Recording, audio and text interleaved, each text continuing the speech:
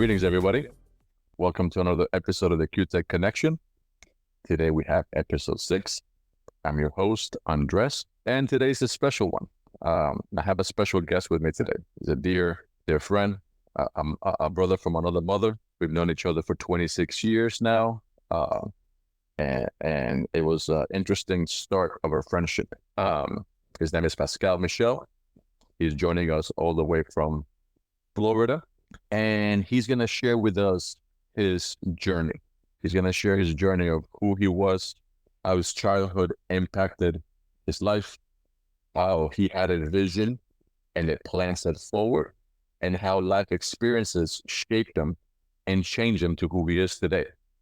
And looking back and discussing those things, it's black and white. You know, he started thinking, I'm going to be this, and life just completely shifted him to a whole new direction that I'm sure if we go back in time and ask ourselves, I'm not going to be that. I'm not going to do that. My passion is this. My passion is that. And that's what I see myself. But that's life. And that's what and the QTech Connection would like to do, share life experiences, our life journeys. So you, our dear listeners, can gain some knowledge from them, learn from our mistakes. And then we expect you as well, share your mistakes, share your life experiences. And if you're interested in joining our podcast, please reach out to our socials or leave a comment below, and our team will reach out to you. So further ado, Pascal, he is an entrepreneur. Welcome on board, my brother. How you doing, first of all? I'm doing great. Thanks for having me today. No, man, my pleasure, man. This is long overdue. Episode 6 was an episode where I saw, I'm like, I gotta bring you in. You're someone who is, like I said, it's my brother. You're my brother. I discussing this episode with you and putting the things together just brought me back to a lot of memories. We met back in 1998 at the Shaman Madonna High School. I never forget that day, especially now that we're going through this journey. I had just recently moved from Colombia, as our dear listeners know already. So I won't bore you again with that story. But what I didn't share with the episode is how I met Pascal. So it was my first day of high school. I spoke maybe 2-3 words of English, and it's lunchtime. And I'm standing on my food tray looking at a vast cafeteria of other kids, and I know none of them. And I am just standing there frozen, not knowing what to do, where to go.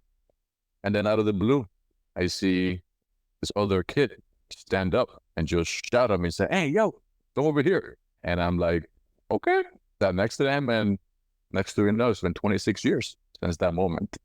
We share some highs, some lows. This is my friend, best friend, my brother, and best man. So we have quite the journey together. So Pascal, what do you want to share briefly with us before we get started on today's very, very interesting segment? Andres, thank you for that introduction. Yeah, it's been a long ride, and it's been a pleasure, being, going on this journey with you. What the listeners don't know is that, they know you barely spoke English back then, but I spoke no Spanish. So how we communicated, I have no idea. You know what? Now that you mentioned that, how did we talk? Like now you got me thinking, like, okay, you called me over. Somehow I understood you calling me over, and we sat there. What did we say? I don't recall. Like, what did direction we have? but it worked out. And did. And that is a great, now you got my mind thinking about it. How did we build a friendship, like Nick and everybody else behind, and all the other friends that we met at that table? How did we communicate? But that's life. Yeah. Life. It's you have a plan in life, and again, this is gonna tie in so well to this episode, because it's how we ourselves as humans have this plan, this outline of, I'm gonna do this, I'm gonna do that, and I'm gonna follow this, and life just goes, nope. You're gonna go left, you're gonna go up, you're gonna go down, and it goes through this journey, and that was one of my journeys. But yeah, brother, that's a great point. How did we communicate? And see, you know what? That's just the way we've always been. We just make it work. We make it happen. And that's why you're in this position. And that's how it goes, man. Going back in time, it's I never put myself as running our own business, managing people and all that stuff. It's just life is, and we take punches and we get up, we clean ourselves up and continue moving forward. And that's a very core part of what an entrepreneur is. You have to learn to take punches. You have to learn to take disappointment and have the mindset to continue moving forward. And that's a beautiful point. Two strangers who spoke different languages meeting together and making it work. And it's been 26 years of friendship, and it's just mind-boggling how that came to be. So, brother, let me ask you. I want to take you back to a journey, because as we sat down and looked at this, I want our dear listeners to know who you are. So I'm going to take you back to high school. We cannot really share how you and I met, but what were your high school years like? I mean, what were some of your interests and some of your activities? Well, I want to start a little earlier than that. Like I want the listeners to know a little bit more about me and my upbringing. I was born and raised in Miami, Florida, but my parents immigrated from Haiti. I grew up in the Iowa Estates neighborhood of North Miami Beach. I had a pretty good childhood. I can't say I really enjoyed it. Well, my parents, each summer, I got to go to live with one of my grandparents. One summer would be in Haiti, the other summer would be in Montreal. So I got to make friends in both countries. And that stuck with me because just about everywhere I go, and I travel a lot, I make friends and I keep those relationships. One of the things I want to add, and sorry to cut you off, is, Okay. dear listeners, is one of the things I admire about Pascal, and since he's touching on this, is his ability to make friends. You don't understand because, again, you just get into me, Paco, but, and by the way, his name is Pascal, but we call him Paco. So you're going to see me transition between some of those as we go, because I call him Paco for 26 years. So I want to leave that clear as well. But one of the things that I always admire of you is your ability to make friends. There hasn't been a single instance that you and I hung out that we have never met someone anywhere. It could be here, it could be out of the country, but at the same time, everywhere we go, we leave with new friends. Or everywhere you go, you leave with new friends. So that is something that has always been so Paco. Your ability to make friends, to make connection, and bring people together. Well, as I've gotten older, what I realized is that I really enjoy meeting new people, and just and I enjoy the interactions. I feel like I can learn from anyone, no matter if you're rich, poor, if you're Republican, Democrat, if you're a 9-to-5 worker or an entrepreneur, if you live in France, Mexico, wherever you're at. I feel like I can learn from everyone, right? And so that's what kind of keeps me motivated to meet new people. And a lot of times I learn different perspectives that I don't get here in the States, or or even if it's here in the States. I just love to know different perspectives, because it helps me to know how people think. And especially in my line of work, it's really important for me to understand how other people think. That's one thing I've never been in my life, is closed-minded. I want to know what makes you tick, what motivates you as well. Right. And that Correct. helps a lot, because it helps us, especially in the divorce world, to solve problems. Right. Now, going back to how I grew up. So I grew up in a great neighborhood. We didn't have a lot, right? But with what we had, we made the best of it, right?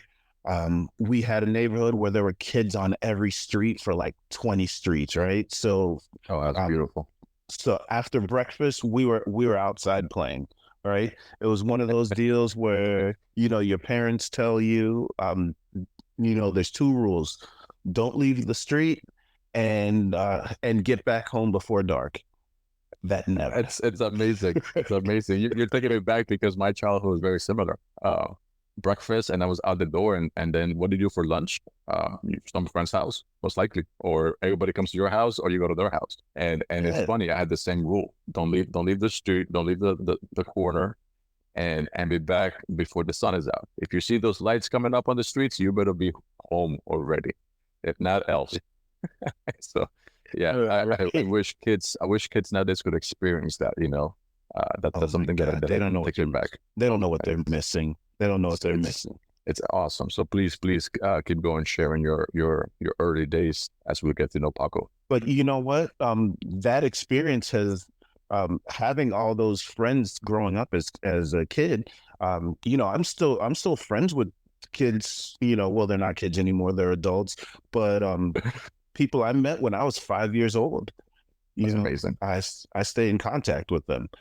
Um, but what's great about that neighborhood too is all the kids knew each other and the parents knew each other, so it made it safe. You know, A great community. right? Absolutely. And I was always into sports. As a kid, well, I was just into everything. I did judo, won the states almost every year I participated. One year I won two divisions because I won so quickly that they asked me to fight another one. It was so good that he's like, "Oh, we gotta fill the time, man. We had an hour for your match. You finished in 5 minutes. Let's put you somewhere else." Yeah, it was funny. I actually had fans, believe it or not. Like it was interesting because people would uh, I didn't realize that there would be three fights going on at the same time, and I'd win and I'd hear this loud roar, and it would be people I'd never met before. And I was like, why are they cheering for me? I've never met these people, and then I started realizing more and more that these are the people who would go to all the, they'd go to watch their kids, but they were watching me. And then parents began actually bringing their children up to me or taking their children up to me and wanting me to practice with them, and or I had one time where I was leaving Walmart and a mother saw me and she's like, hey, she didn't know my name, but she's like, you're the guy from judo, right? Said, The guy from you, yeah, I love that. yeah. I said, yeah. She says, oh my God, like, I really want my son to meet you. I was like, I wish he was here. And probably about 10 minutes later, she goes running out of Walmart and she's like, here's my son, here's my son. And I was like, You went and that's when got I her, like, realized. Yeah, went and got her son. I was like, oh man, I didn't realize that I was making a difference in people's lives. Like people looked up to me, and I realized that with that came responsibility as well. Because I had to do the right thing. That was the first time I realized that I had a lot of eyes on me. You know, but that's but I was especially at that early age. yeah, yeah, I had a lot of eyes on me. But the Roughly, thing is, roughly, how old were you at that time? oh, I was like in seventh grade. Wow. So, a seventh grader already having to think about possible responsibilities or how they conduct themselves in public. That's a big one, because if you have other people following you and you being a role model at that age, that's impressive. That's impressive. Yeah, yeah, I had to. Well, and I played a lot of sports. I played baseball, basketball, volleyball. I was a Boy Scout. You Boy know, Scout. probably football. Me and my best friend Josh, one of my best friends, we dominated the neighborhood in football. But but my parents would never let me play. Well, my mother would register me, and then my father would wouldn't let me play because he said I was too skinny. So I never got to play organized football. As a kid, I actually liked soccer, but since my father didn't let me play football, I actually rebelled against playing organized soccer. So, which is weird. And now soccer is a big part of your life too. So, as you guys can tell, Absolutely. um, we are both huge Real Madrid fans. Yesterday we were watching the game together, and happy that they earned another championship, number 15. For those that are not keeping track, especially those Barcelona fans out there, um, you know, some of our friends that, it's funny. We have really good friends, and then after we become friends with them, we decide to ask them hey, are you a Barcelona or Real Madrid fan? And then a lot of times they come back and say Barcelona. I'm like, how did we become friends? So it's a little joke that we have going on. So yes, Well, remember Jorge, my roommate, great yes, guy, lives in Mexico. Now he manages hotels in Mexico. He'd be a great guy for the podcast as well. that's a great Awesome. idea. That's a great idea. Let's reach out to him. Yeah, Let's reach he's out to him. great. And so when I first met him, um, it was like for me to like we were gonna become roommates, and we had this little interview, and he tells me he's a Real Madrid fan. Right? Cool. I'm like, oh, all right, cool. We have this in common. We love soccer. We love Real Madrid. And um, right before he moves to Mexico, he says, Pascal, I have to tell you something. Oh my I, goodness. I'm actually a Barcelona fan. I was He lied in his resume application to get an apartment with you just so he could get it. Damn. Damn. I don't know now I'm double guessing if we should invite him to the podcast.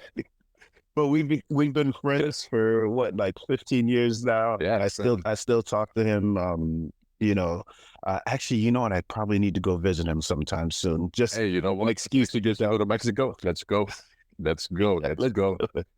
Let's do Oh it. my goodness, that's hilarious. So he lied in his application because he figured out you're another fan just to get the apartment. Hey man, Well, it he worked. was the interviewer. He was the interviewer. Oh wait, that's right. That's right. You were applying. Wait, yeah. So that's right. Yeah, yeah. Interesting. So he just liked me enough to lie To about it. to fake and say, wow, for him to go and say I'm a Real Madrid fan. That wow, we definitely have to invite him, and we have to drill him that question because now I'm more intrigued. Because yeah, I forgot that he was the one who interviewed you for the apartment. Yeah. So that was a little wow. No, but yeah, soccer has been a great part of both of our lives. That's another thing that we found in common, especially that we both love Real Madrid, and everything else. We love messing with our friends in our chat groups and stuff like that. That I think you, myself, and who's the other one who's a Real Madrid fan in the chat? There's two more. There's Dean Two and more. Nick. Oh, that's it. So we always have that friendly competition, and yeah, Dean and Nick, they're diehard Real Madrid fans, man. I mean, they just believe Madrid. So we gotta invite them here for a little fun side episode that we'll do later on. But take me back, So as you were going through, you rebel against your father, which at that age we'll tend to do. Um, rebel against our authority of paternal instincts and things like that because of we have to go against what they said. So you didn't want to do soccer just because of your dad. So walk me through that process. What did you go through and what came out of So I just kept playing sports, and like I said, I was never a bad kid. I was pretty smart. It's just I didn't want to do work. I just wanted to hang out with the kids in the neighborhood and play sports. So we would get into a little bit of trouble and whatnot, nothing major. But my mother decided that she was going to enroll me into private school. That was in middle school. She decided you're no longer going to public school, you're going to private school. She literally dragged me by the ear into private school. All right. I was crying and I got to the front door. I said, Mom, just let me go. I'm going in. All right. All right. And then I went, but it was a great decision. It was a great decision because it took me out of that environment where my friends were messing around a little more, and gave me a little more structure. And I made a lot of friends there, great relationships that I still have. That's a theme of my life, is creating relationships, right? But at that time, all right, so that's when I started playing more basketball, right? And how I got into basketball. Baseball was my actual first love, right? That's what I love. But on the second day of middle school, my best friend Josh tried out for the basketball team. And so I had to walk home. It was probably like a 2-mile walk, maybe 3-mile walk home. And when my mother gets home, I said, Mom, hey, look, I don't have a ride home anymore. Because Josh is playing basketball. And she just stared at me, didn't say a word, just stared at me. And I said, all right, I'm trying out for the basketball team. That's amazing. Our parents have that power. They don't have to speak. They just wait for you to. Okay, I guess I'm playing basketball. All right. If Shaq is playing basketball, if Josh is doing that, I guess I'm gonna do it as well. So that's how they got into basketball. Interesting. That's how I got into hoops, right? So then fast forward to high school. I go to Chaminade Madonna, and at this point, I still only want to play baseball, but I still don't have a ride home, right? So unless I play basketball, so I play on the basketball team. And my freshman year, I get injured. We're doing conditioning, we're running sprints, and this kid Derek Lopez was super fast. And I was like, nah, this guy ain't beating me in a race. He's not beating me in a race. And so I'm running as hard as I can. And next thing I know, my hip flexor pops, boom. That's the end of my baseball career, right? And I never recovered, right? So I just stayed. I missed my freshman year of baseball, so yeah, there was no way of getting on the team after that, because the next year, the freshman class, your class, you had a bunch of really good players come in. I can't remember all their names now, but you had a bunch of good players come in. It was done, right? Yeah. So basketball became my focus, right? Now, high school was weird because I had two different, like, high school was like the beginning of high school. I wasn't interested in academics. I had a 1.9 GPA halfway through my sophomore year, right? But my love for basketball and wanting to stay on the team motivated me. I then became an honor student the rest of the way. And that's when I really found my footing and, started to come into who I am now. I really love Chaminade Madonna. It was a great school. Made lifelong connections, and the teachers and staff. Sometimes I still see them every once in a while. They've been really great to me, and I know they were great to you as well. No, it's as I'm listening to your story, it goes back to what we said at the beginning. We have this idea of what our life is gonna be, what we want to achieve and what we want to do. And I don't want to get ahead of myself, but you and I, as we were graduating from high school, we had our plan, what we wanted to do. And we'll get to that point in the episode a little longer. But as you're talking, I'm just remembering like how things just happen, how people come in your life unexpectedly, and mentors, which that's going to transition us to my next question to you. Did you have any mentors, influential figures during this time? And Shaman Madonna, for both of us, was a huge part of our lives. For me, it was my own. As you were saying, for me, I come from a single mother, only one parent home, so I never really had that paternal figure. And yes, it's created its challenges with me. I've had to go through some life lessons and work on myself to overcome that lack of a father figure. But Chaminade was a place where I met a figure. His name is Brother John. He's I call him my dad. Actually, he was just here recently visiting the grandkids and everything like that the other day.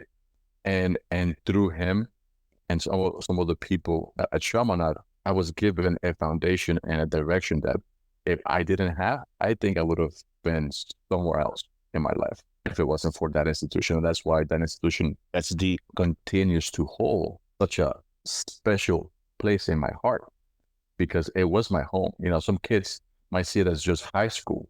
For me, yes, it was high school, but the people that were there gave me such a structure and such an understanding of what I needed to do, and gave me those stern talks too when I was screwing up and doing things that if it wasn't for that part of my life, God knows where I'll be right now. You and I would have never met, and my journey, I wouldn't be here today with you guys talking, because I'll be God knows doing what. So that is, again, the theme of today's episode, how the journey in life connects us, and through those steps, you find people, good and bad, because I've met my share of bad people and things like that. And that's how you're able to start filtering individuals that you start learning. Because again, when you're young, everybody's your friend. As soon as your parents tell you, oh, don't be friends with that person, the more you want to be friends with them and stuff like that. So it just walks you through that. So let me ask you again. So during your time, both in middle school and high school and things like that, what influential figures or mentors did you find, and how did they shape your perception of life and your next steps as you're going to freshman, sophomore, junior, senior year, and then prepare to your college experience? I would say the most influential people in my life were my coaches, my basketball coaches. Right, there was and my judo sensei, Sensei Forche. He's currently resting in paradise, but he always had the utmost belief in me, and he just always inspired me to just try my hardest and let me know that sky's the limit. Um, then I had guys like Coach Todd and Coach Bill as my basketball coaches who I wasn't the greatest basketball player, but they taught me the value of putting someone in a position to succeed, right? Um, because I'm not going to score 20 points a game, but hey, put me on that guy to play defense. Put me in a place where I can just make a layup, or just have a positive impact, just a little bit, just to help the team win. They taught me that you don't have to have the greatest impact. You don't have to have the big numbers to make a huge impact. I had Coach Hermanson, the girls coach. He, even though he wasn't my basketball coach, um, I got to really enjoy, basketball with him. He showed his love for basketball and coaching kind of inspired me as to wanting to coach. And I guess it was like he just seemed like the perfect role model. Man, I was waiting for you to finish to speak, and said I want to speak over you, and that's exactly what I was gonna say. He has this aura around him. A building could be burning, collapsing, and he just stand calm, adjusting, directing. He had this thing about him that it was just like you just wanted to listen to him, and just this peace around him. So it's funny you said that, because I was gonna add that as well.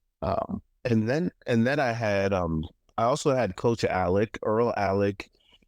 He was only at Chaminade my freshman year, but he went on to become the head basketball coach at Michael Kropp Senior High, which was the school that was next to my house, because I still lived in North Miami Beach, although I went to high school in Hollywood. So I would always go to Michael Kropp and just play with them, in open gym and stuff like that. And he was, even though I didn't play for him, he was always super positive and motivating, and and willing to mentor and coach. He's a great guy. I believe he's still in the school system. So if Mr. Alec gets to hear this, I really appreciated you. And Les Brown, he was great. Another thing with Coach Alec and Coach Brown, Chaminade did not have much black faculty, right? No, I can relate to that, because when I started, I was like one of four maybe Hispanics as well. Yeah, right. And so it was great having these men that I could look up to, and so they, those are people that hold a special place in my heart to this day. And then there's Miss Lamont. Miss Lamont and I, we have this thing about, like I always ask her about her fourth day, but one of the things that I wasn't really into my faith that much until I went on Encounter, and that really changed my life. I got to see, a lot of things that I got to put life into perspective, right? Hearing other people's experiences, and this might not sound so great, but you know what? Listening to other people's perspectives, I was like, man, my life ain't that bad. Again, You yes, because just recently I was talking to Miss Lamont about this. Uh, we were having it was a lunch that we were having, and there were some Shamana staff people there, and she was there, and then she just mentions encounter, and she goes, oh, tell Steve that you were an encounter leader, and I said, oh yeah, and she goes, usually you go there your junior year, and then you go your senior year, you become a leader. So I attended Right. as a junior. It was great, but my real impact was senior year. And to piggyback of your point, and I'm sure everybody in life goes through this. Sometimes we get so caught up in our problems, we make them to look so big, such a monumental task that we drown ourselves, we choke ourselves, we lose breath, we lose sleep over them. But once you get to hear other people and a story which I can't share because it's private, but a dear friend of mine, uh, who everybody thought, man, she's got everything, she's perfect everywhere. Once we went to this encounter and she shared her life story, man, I was blown away. And it correlates. Social media wasn't there when you and I were in high school, but it correlates to a lot of the problems that we have nowadays with social media. You know, in social media, people think like, oh my God, this person lives the life. Look, he's flying every week and the best clothes. But people forget that social media might make that 5% of someone's life, and that is the high reel. That is your best place. That is your highlight reel what you put on social media. And that's kind of how I saw some individuals at school growing up. Like, oh man, look, that's the popular kid. That's the beautiful girl. But once you get to know their stories, you go back and say, holy crap, I am not complaining about my life anymore because I thought I had it bad. No way did I have it bad. So it correlates with that. And that's something that I try to talk to people nowadays, to friends who have kids who are becoming teens. They get social media. Say, guys, you have to explain to them that what they see in social media is not real life. Absolutely. It's a highlight reel. It's highlight reel. Yeah. And nobody puts there when you're down. Nobody puts there when they're struggling. Only when everybody's high and up. So Yep. step back. If you're struggling, this we kind of taking a side conversation here. But if you're struggling in life, if you're having problems, if you're asking yourself, just stop for a second. Stop and ask yourself, what am I doing? What's going on? And try to find someone to speak to. Find a friend, a relative, go to a community center, whichever, and just take some time to analyze other people because it will give you a perspective and you'll come back and say, holy crap, my problems are nothing. That over there, he or she over there, that's a problem. My stuff. And then it helps you because, again, we get tunnel vision and it helps us move forward. So Encounter, great program. I'm aware they're still doing it. It's a fantastic program. It gives you such a perspective and it connects you with faith. Dear listeners, the school that we went to is a private a high school. It's a Catholic high school. And as part of the curriculum, they incorporate faith into your process, your journey. And whether you believe it in God or not, that's relevant. Faith is something that we all need to have because that's how we wake up to the next day. You need to have faith that tomorrow will be a better day. You need to have faith that tomorrow you're going to close that deal. Tomorrow you're going to pass that test. Tomorrow you're going to score that goal. So whether you believe in God or not, that's irrelevant. Faith is something that we all must have because that's how we make it to tomorrow. Having that faith, having that belief that you're going to wake up and you're going to do your best at what you have to do. And it's something that I have experienced myself, and I'm sure Paco as well, is when we're low, when we're having a low point of our lives, faith is something that kind of helps us get the light going again. Kind of like stop going down the tunnel. It's not going to do you no good. Have faith and having those mentors. And yeah, like I said, high school for both of us was a huge point. I met a lot of my coaches as well, my swim coach, Brother John, who he was the president back then, still is a monumental figure. He's the man that was there for a lot of the journeys. And even though he's in a religious base, he took the time to, out of his busy schedule, to tend to my childish tantrums, to help my mom and say, hey, talk to this kid because he's not listening to me. And that to me, it's just something that I take to heart because here's a complete stranger who stopped having a meeting or doing something to talk to me, And nowadays it's really hard to find.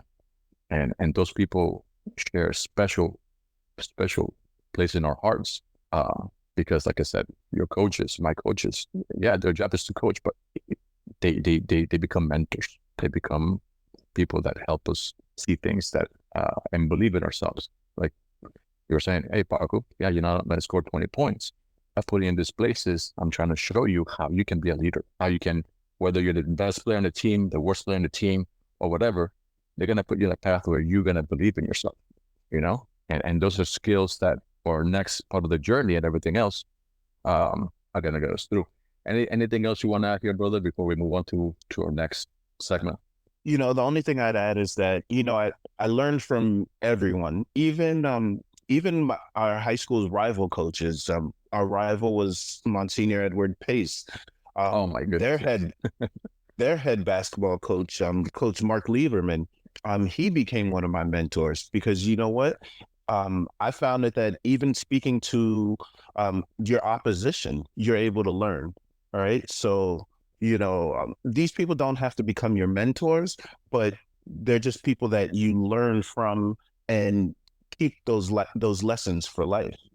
So shout out to Coach Mark. I really appreciated his help growing up as well. And again, another beautiful point here to touch on, because your rivals, the opposition, however you want to paint them, they're still human. They're still human, and they're still people who also struggle, who also go through life's journey, and learning from them gives you a different viewpoint, gives you a different understanding. So that's fantastic, because I think more than ever we need a little more discussion between different groups. Absolutely. I think we lost that. We think we lost that, and today we're becoming too tribal. We're sticking to different groups now. We're humans, and we got to talk, whether you like up or you like down, you like left, you like right, and things like that. You need to be able to communicate, because that's how you learn the new perspectives. That's how you learn that, what, we all struggle, we all have problems, and we might be able to help each other move forward. So let's continue. Let's take you now to, as high school's wrapping up and college is knocking. Before we're there, what did you want to be as you were looking at, oh my goodness, I got 5 days left.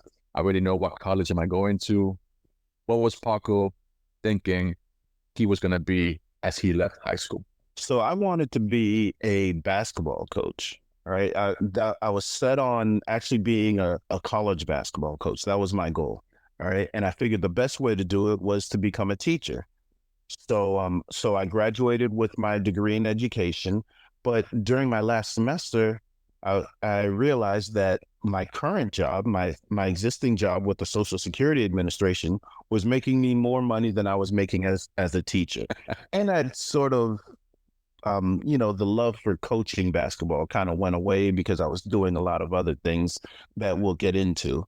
So let me touch on that. So Social Security, and again, we'll touch on that as we go down. We want to kind of keep things consistent. But at this point, you're already working with the Social Security Administration. Right. I began working there when I was 15. I actually started off as a volunteer. Then the next summer they hired me as a summer intern, and then I just got a full-time job with them. And so I worked with them for 18 years. No, I recall, and we'll jump on that, because there's a lot of fun stuff in that part of the journey. But as you're leaving high school, then you already have a job, full-time job with the Social Security Administration, and you were looking at, again, going to teaching, and this is something I take my hat off to teachers, man. You guys, I don't know how you do it. That passion, that mission, and that drive with the compensation that they get, and the stuff that they have to deal with. I wasn't easy with my teachers, but man, I have a lot of great teachers who, again, stop and say, you're acting out because X, Y, and Z. As we focus that something else, like, my goodness, like, you guys don't get paid enough for what you do. The impact that they have on a day-to-day and the lives of kids is huge. Oh my God. I got to see that. I did a student teaching, one semester student teaching at Miami Edison Senior High. And, I didn't realize that I had made an impact on these kids. It was just one semester, not even a full semester, maybe like 10, 12 weeks, right? And 5, 6, 10 years later, some of those I would run into some of those kids. I wouldn't even recognize them. They would come up to me and say, Mr. Michel, remember when you said this? Remember that? I'm like, I know I did say that, but I can't believe you remember this after all this time. And I only was with you for, 10, 12 weeks, but it's happened to me on 5 or 6 occasions, you know.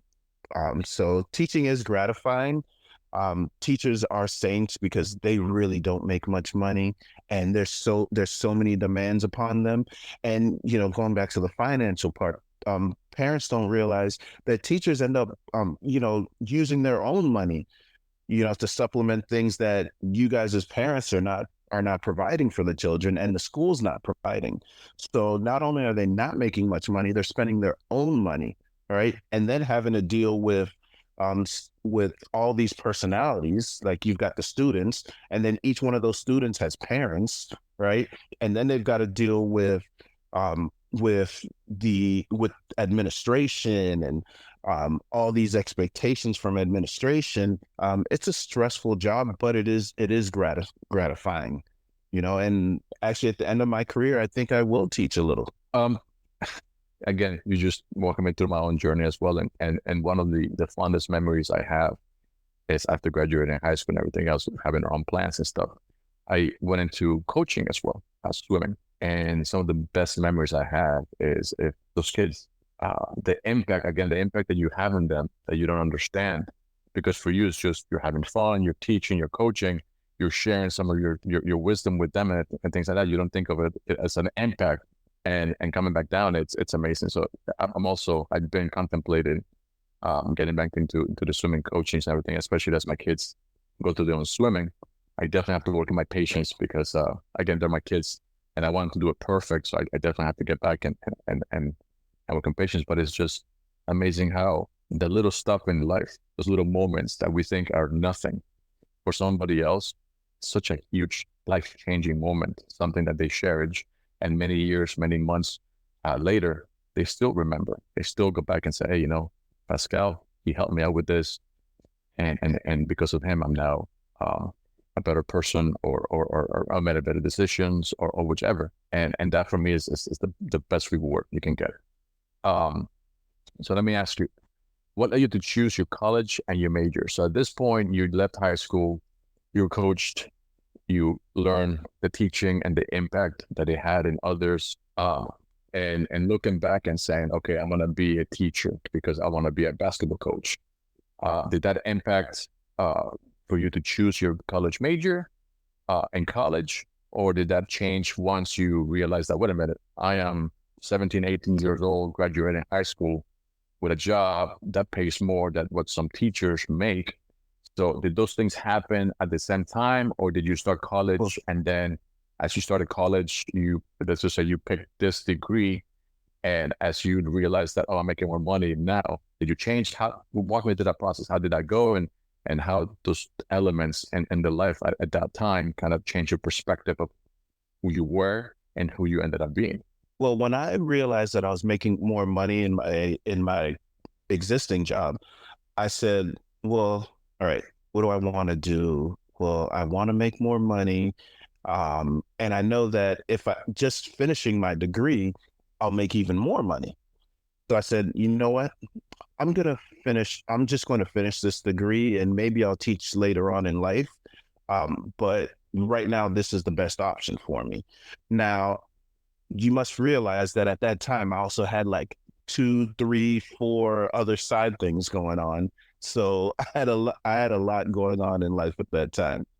I know. And as you went through that process, can you share any memorable experiences or challenges that you faced during your college years? Like, you had a full-time job, plus you had other activities and things happening, plus full-time college. Walk me through that process. How did it go? And what was your day-to-day, your challenges? What did you face? And what did you learn? Well, let me tell you, I was a busy guy. Okay, so like you said, I was going to school full time. I was going to work full time. I was a high school basketball coach. I was the assistant varsity coach for at Chaminade's the girls basketball team now, and the head JV coach. Right. I would referee games on the weekends. I was a security guard at one point. That didn't last too long.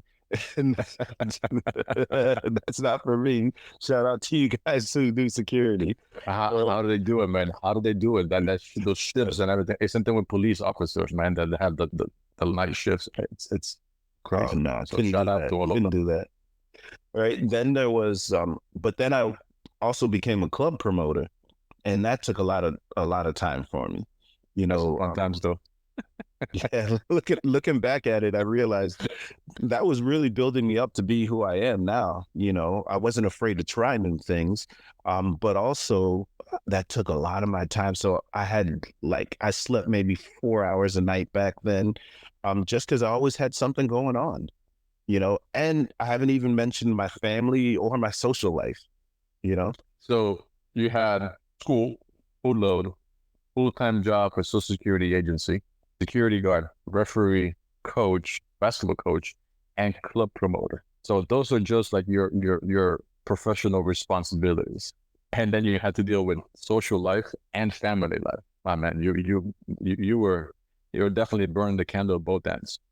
oh my God, oh man, and I totally forgot. At that point, I was working on a website that was gonna actually we had two websites we were working on. One was like a club promotion website, just a site where people could club promoters and different nightclubs could put their ads or their flyers on it, but then also they could upload pictures. We'd have people go out and take pictures, but then we also had an idea of what that was similar to what Amazon has become, and we're working on that. Just it never worked Oh out. my We had too goodness. many things going on.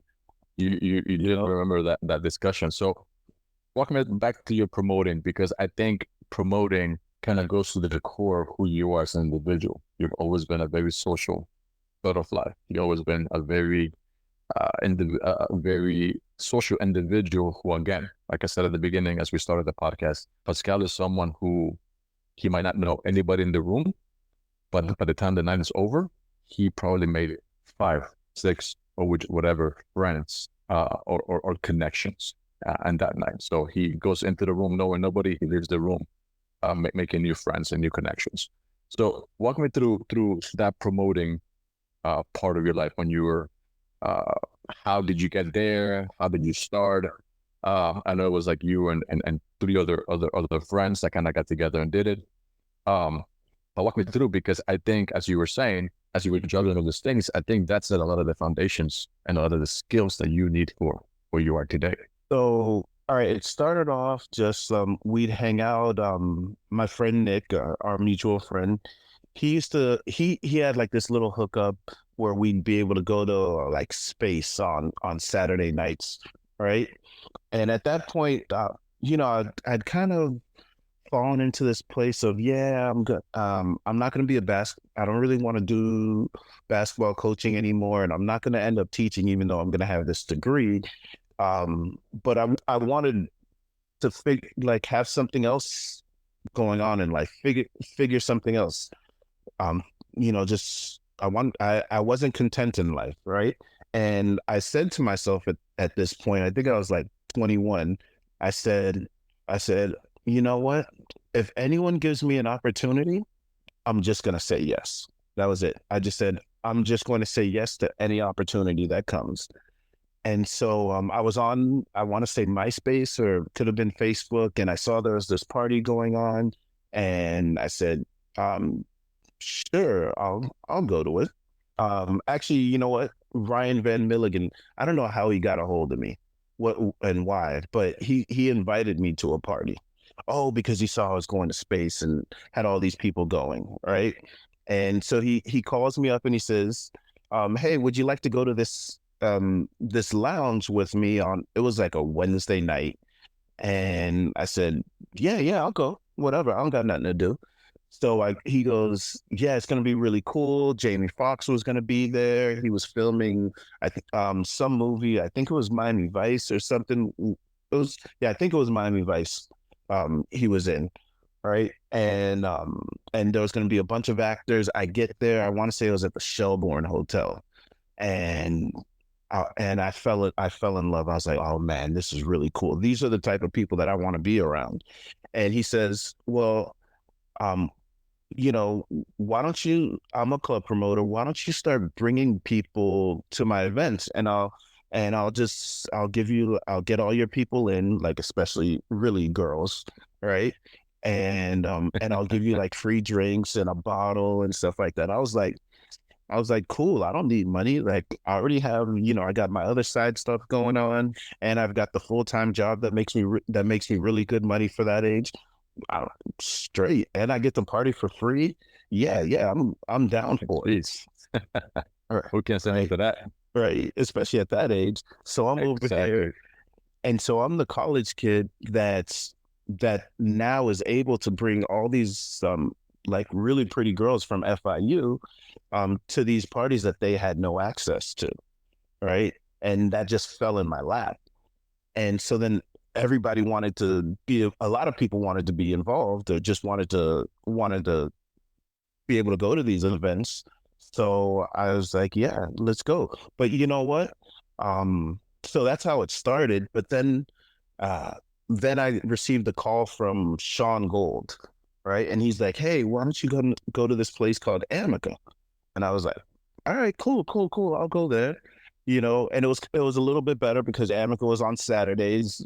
What I was doing with Ryan was usually on the weekdays, but they were really cool social events, and I just started taking tons of people to Amica, right? And he says, well, how about this?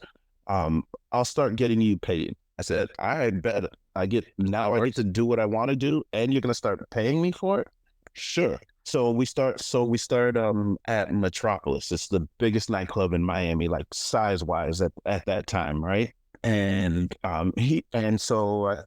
at this point I'm dealing with all these different promoter groups. People are like competitive, and I'm a little competitive myself, and I just want to do really good. And so I said, all right, my buddy Craig and Junior, or Vilbert Bellizier, we got together, and we just said, you know what? Why don't I've created this hookup, and this opportunity, but I can't do it by myself. Why don't we work together to get more people, right? So we start getting people to go, like even more people, right? Using all of our connections. Then we're getting so many people, and people are asking us, hey, can we get paid for doing this as well? I said, yeah, you know what? I'm not a selfish person. And you know what? If you bring in people, that only makes me look better, and it makes us more money, right? And it gives us more pull, right? Because we're the people bringing in large crowds. So then we start creating a team, and we create these connections at FIU the with the dance team, the Dazzlers, the the basketball team, the football team, the soccer team, like the soccer teams, right? So we have all, and some of the fraternities and sororities, and all these people are now going to the nightclub for us, right? And it became bigger than I expected. Now, how did we get all those people, right? So in the midst of everything, um, I would actually go to the school with flyers, and I would what they called a clipboard, right? Clipboard. And I My would goodness, one of those. and I I would would use one of those. right, and I would ask people for their names, phone numbers, and email addresses. So and it was just like, hey, look, I'm gonna get you in the nightclubs for free. Just give me your information, all right?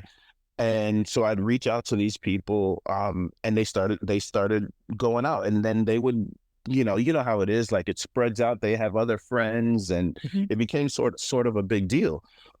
Now, we got big enough that we created our own company at that point. Right. So I'm 21 years old, and I'm creating this company called Night Traffic Entertainment. Right. And we became a pretty big name in that college party scene at that point. We didn't realize it was going to become pretty big, and we didn't know what we were doing, but we quickly realized what we were doing was working. Right. Um, we weren't your normal promoters. Right. We weren't just trying to get you to go to a party, because for me it wasn't even really about that.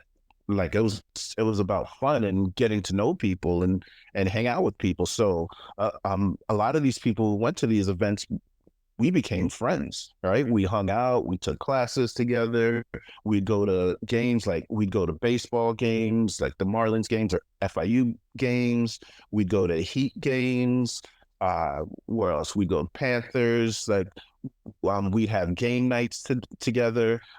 Later on, people got married. I'd go to their weddings. I actually created genuine friendships.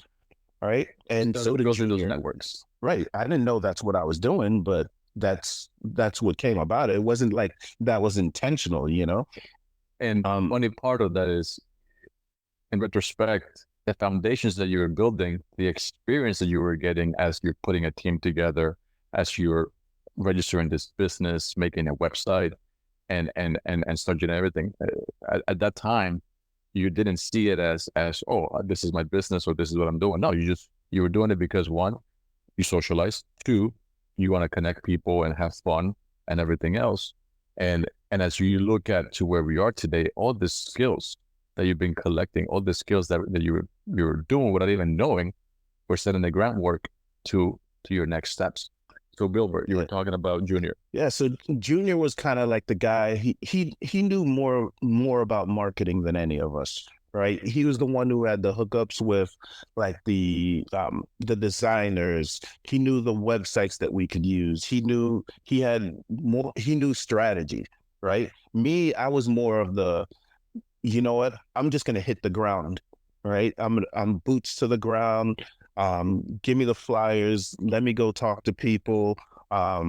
Because I just talked to everyone. I just didn't care. And I didn't care if you said no, you were going to someone else's party.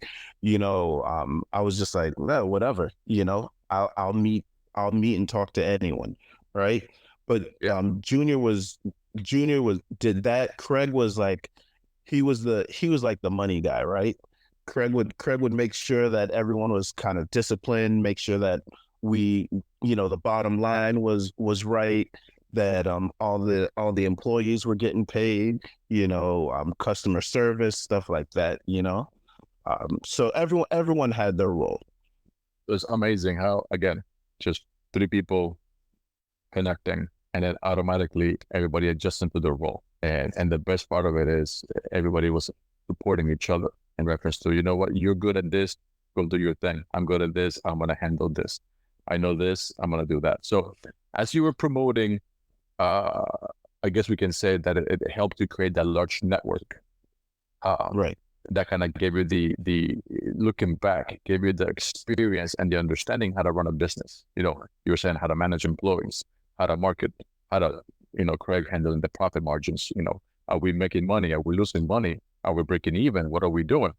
And then I guess through that process, you kind of get an understanding of what kind of managerial experience or style you were gonna have. So walk me through that. What was the outcome? Looking back at that experience, what kind of style do you have when you manage people? How do you handle the responsibility of, okay, I'm the CEO, I'm the president, and I have employees that work for me and things like that. How do you go about the day to day? How do you manage them? How do you work with them? Well, one of the things I realized is that you have to be yourself, right? Don't try to be someone that you're not, because you'll be found out really quickly, right? So my personality, I'm really laid back. I'm personable. I like to talk to people. I'm not the guy who's going to be screaming at you. I'm not the person who's going to be over your back, just watching over your back, right? I'm not that type of person, but I'm also hands-on, right? So um, I won't ask my employees to do anything that I wouldn't do myself. So I was, like I said, I'm boots to the ground. So I was the one walking, I was out in the street pushing flyers. I was sending emails, sending texts. And like I said, my style of promotion was more personalized. So I would send hundreds of texts a week, and they'd be personalized, right? And I'd say, Andres, hey, what are you doing on Saturday? Would you like to join? But then I'd also ask like, hey, how was class this week? I know you had this exam or something like that. And You're making I'd that send personal all these, connection. right. I'd send all these messages, but you know what? That also meant I had hundreds of conversations all week as well. So that took a lot of time. But also I was the face of the business. Right. And I also feel like um it means a lot to people when they have a connection with the head of a company, you know. Um And funny enough, you said that because as the world has transitioned, as corporations as big as Apple and Microsoft and those industries, people nowadays are looking to make a connection with companies. As you guys know, we specialize in digital marketing and branding. And one of the things that we've learned and seen is people want to take an interest on understanding who the company is. What do they do? What are their beliefs? What are their visions? What are their missions? And here you are giving that connection to individuals. And the funny part is, it was a fun scene, clubbing. Everybody likes to go clubbing and things like that. But yet, you were still taking the time to say, hey, how was your final? Hey, how's your uncle if it happened to be sick?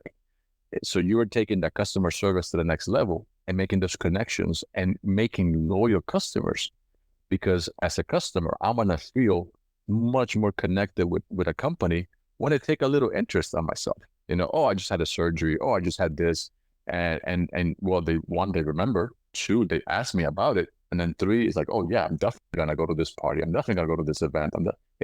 Because you're taking the time to make that extra connection, extra step, which a lot of companies just send you to an automated system. Oh, customer support, just talk to a bot. it felt like a lot of times people were going to, you know, obviously they're wanting to have fun, but they wanted to support me, and that felt really good. But one last thing I do want to say about promoting clubs and that time period, right?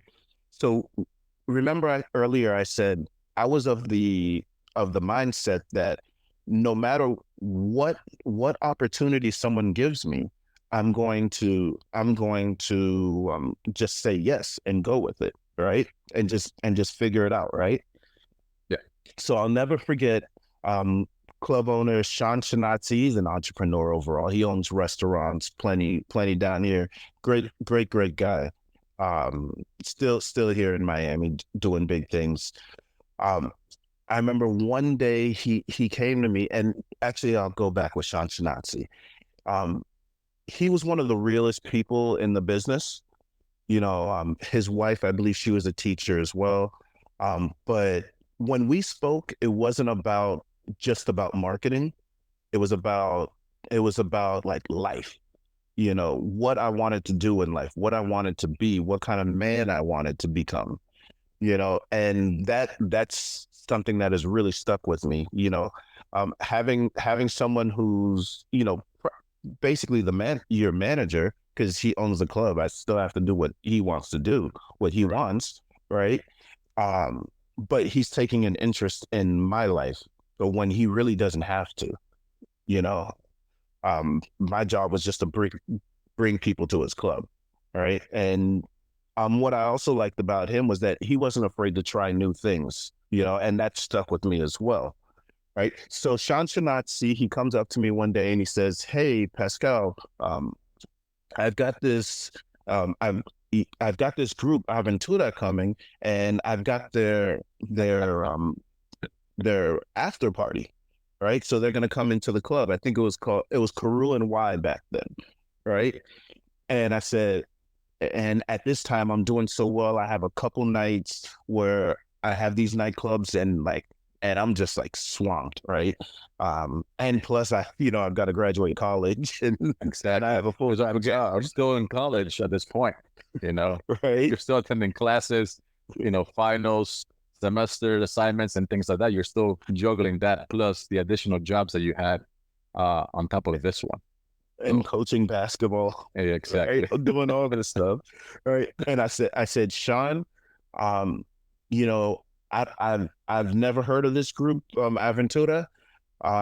So I'm not gonna do it. Right. And then I called my sister and I said, hey, this guy, he offered me this this Aventura after party, and I said no. And I had never heard of this group. And she goes, oh, well, I have the CD. I actually listen to them all the time. Actually, that's what I said to him. I said, I don't know anyone that listens to that group. Right? Because I don't know that. But my sister had it. I had no idea they were the kings of bachata, right? Yep. Right? And so they don't want to group of bachata later on. It's one of my biggest regrets. It's not because of the opportunity to do an event with Aventura. It was more of I went against my mindset at that time. Exactly. Right. That's what it was. Like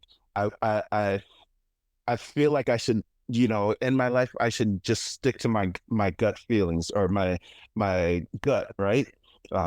Because obviously I had been doing something right, or this guy wouldn't have given me that opportunity. Put the trust in you for that big thing. Right. Right. So yeah, I said no later. Next time, even if I'm not going to do it, I'll at least do my due diligence before I make and then those are again, those are those points in time where we have to learn a lesson. And right, absolutely. People usually learn that lesson when one or two things happen. We take a financial hit, we lose money.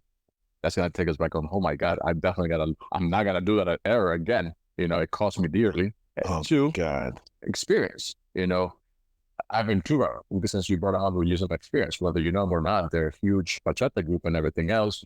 But it's not just because they were there. It could be some guy who nobody heard of, but it was you losing the opportunity as an entrepreneur to emerge yourself with that, because the connections you could have made, the people just being there, and the trust this individual had in you to say, hey, you know what? Because he saw you as a problem solver. If I bring Pascal in, absolutely, he's gonna take care of it. I, as a business owner, don't have to worry about the venue being filled because I know who Pascal is. So he put his trust in you. And we go back and see it. Yes, was that a mistake? Yes, but at the same time, no, because you learn from that mistake. You went back and said, you know what? If that happens again, I now know what to do. And you just said it. Okay, you know what? Before saying no, hey man, how much time do I have? Can I do a little research, that kind of stuff? And then you go back and say, okay, you know what? Yeah, fit. Or after doing your research, no, it doesn't fit with my brand. It doesn't fit, whatever. But again, you now have a better understanding on how to handle that. And that actually takes us to my next question. How did your college experience / work? Because at this point, you're spending time in college, but you're also attending to this business. Night traffic is booming. The promoting circuit is moving. You guys are staying busy. You're becoming known in the college scene as great people to have great parties with, and be invited to them. So how did those two experiences, both college and your early experience of running a company, managing a company with a group of friends who became your co-workers, your partners, how did those two things shape your experience, and also looked at your career expectations as you were looking at college ending, and getting us ready for the next stage?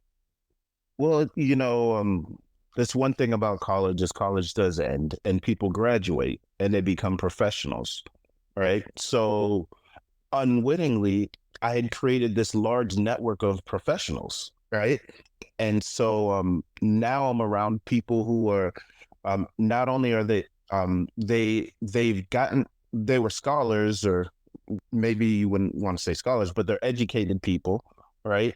Who are now gaining work experience and life experience.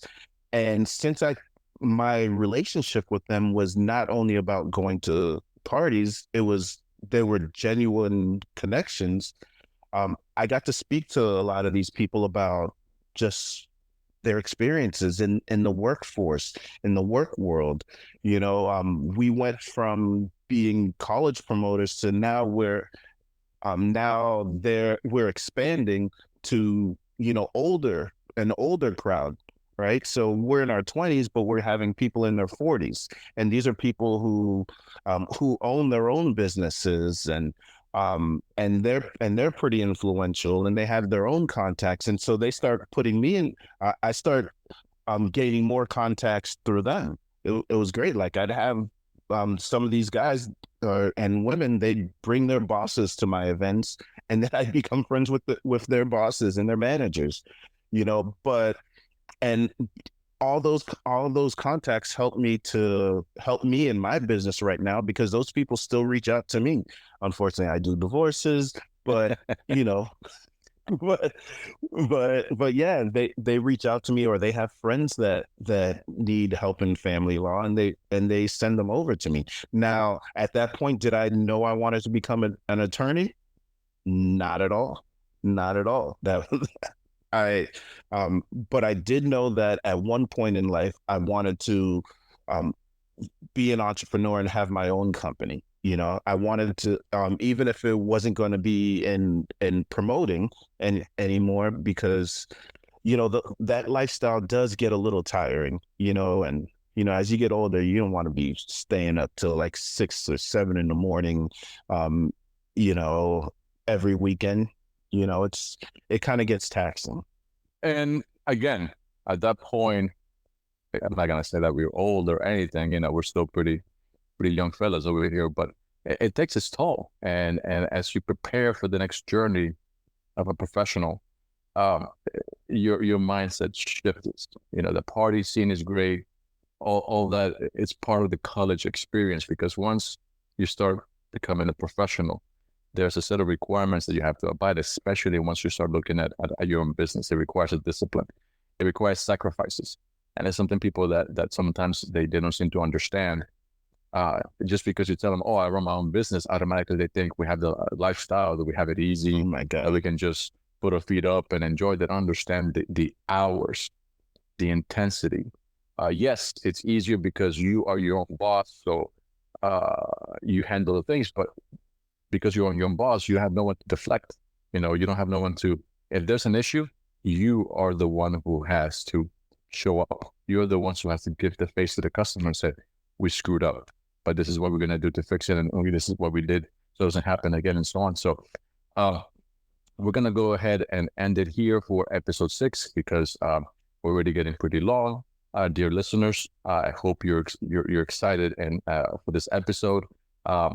We're going to continue on episode 7 to where Pascal is going to be sharing his professional journey, how his first job out of college and his transition from night traffic, how the business unwound, and how the next steps of his journey started.